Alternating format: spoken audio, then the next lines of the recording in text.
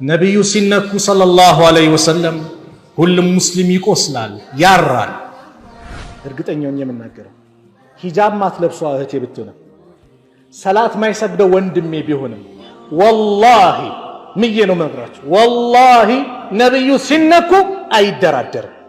ነቢዩ ዐለይሂ ሰላቱ ወሰላም የእሳቸው ክብር ሲነካ በመላው ዓለም ላይ ያለ ሙስሊም በአጠቃላይ ሁሉም ልቡ ይደማል። ግን አንድ ሊያውቁት የሚገባ ነጥብ አለ።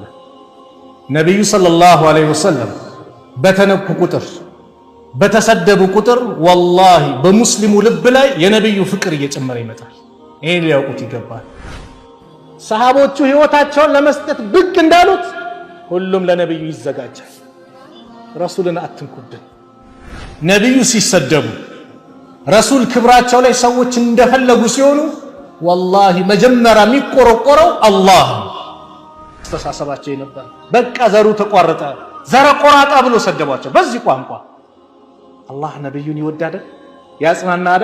ኢና አዕጠይናከ ከልከውሰር ሙሐመድ አብሽር፣ እኛ ላንተ ብዙ ነገር ሰጥተናል።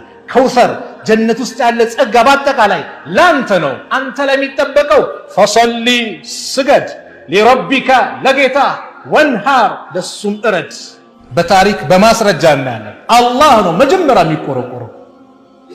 ኢና ከፈይናከል ሙስተህዚኢን፣ እኛ በአንተ ላይ በሚያላግጡ ሰዎች እንበቃሃለን ብሏቸዋል። አላህ ያከ ሁወል አብተር፣ ዘረ ቆራጣ ማለት አንተን የሚጠላ ነው አላቸው። አላህ ዘረ ቆራጣ ማለት የነቢዩ ሰለላሁ ዐለይሂ ወሰለም ጠላት ነው አላቸው። አላህ ዘረ ቆራጣ ማለት የነቢዩ ሰለላሁ ዐለይሂ ወሰለም ጠላት ነው። አላህ መካ ላይ ተናገረ።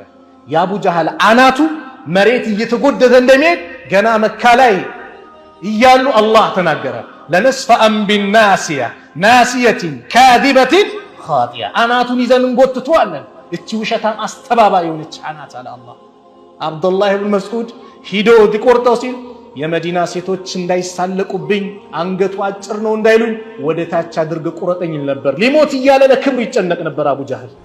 ረሱል ዐለይሂ ሰላቱ ወሰላም ለዓለማት እዝነት ተደርጎ የተላኩ ናቸው። ለኡመታቸው ነቢይ ተደብድበው መከራ ደርሶባቸው ማይበቀሉ ነቢይ፣ ነቢዩን ለመሳደብ ምን አስቻለ? በአላህ ረሱል ዐለይሂ ሰላቱ ወሰላም ተበድለው በደል ረስተው ወደ ፍትህ ሄዱ ነቢይ ረሱል ዐለይሂ ሰላቱ ወሰላም። የነቢዩ ጠላት የሆነ ነቢዩን የሚዘልፍ ነቢዩን የሚሳደብ ነቢዩን የሚያንቋሽሽ አላህ ነው ተበቂያው። አላህ ይቅጣታል እንኳን